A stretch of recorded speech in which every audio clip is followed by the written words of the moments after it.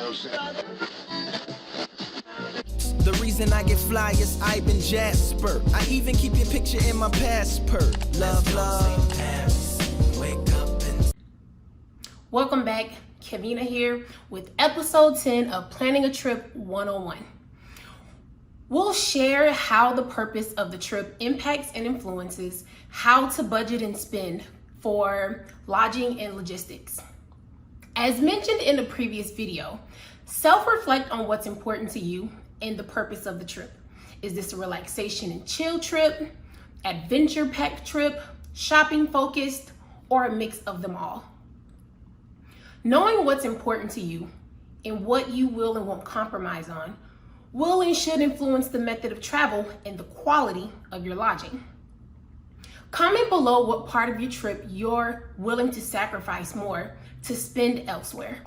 Is the trip domestic? Are you driving, using a rideshare service, taking a train, or a plane? One of these fit every budget, each having trade-offs. For example, flying can be the fastest and most convenient method for your situation, but may be more expensive, especially considering logistics once you land in your destination.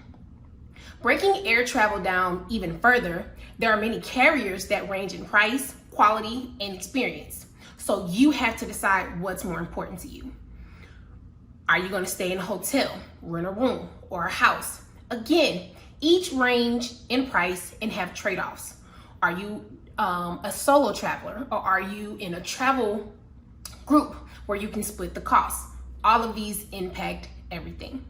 The proximity to the location. What food can you get from the hotel? What amenities am I wanting to take advantage of? Are you willing to give up 2 hours of your trip to listen or participate in a timeshare presentation that could get you free lodging? Considering all of these things will impact and influence your lodging budget and what's available for those other spend buckets. Again, if it's a relaxing and chill trip where you plan to spend more time in the room, I'd spend more money on my lodging. If it's an adventure trip where you only plan to sleep and shower in the room, I personally wouldn't spend a lot of my trip budget on lodging. I'd rather have more accessible money for activities and experiences.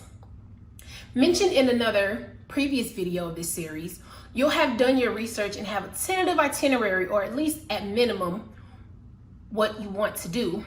This helps with the other spend buckets: food, activities, and shopping. All three are important to account for in your budget and trip planning process. If you're a foodie, you could plan for $25 to $50 each meal per day. If you're more into doing activities, you can search for things that are free. You could also plan to spend anywhere from $25 to $250 per activity, depending on how extravagant or simple the activity is. As usual, I hope this was helpful.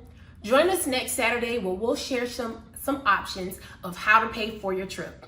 For more content on tips, tricks, reviews, and hacks, make sure to subscribe, hit the notification bell, like, and share. Follow us on your social media platform of choice for cultural experiences and more. Thank you.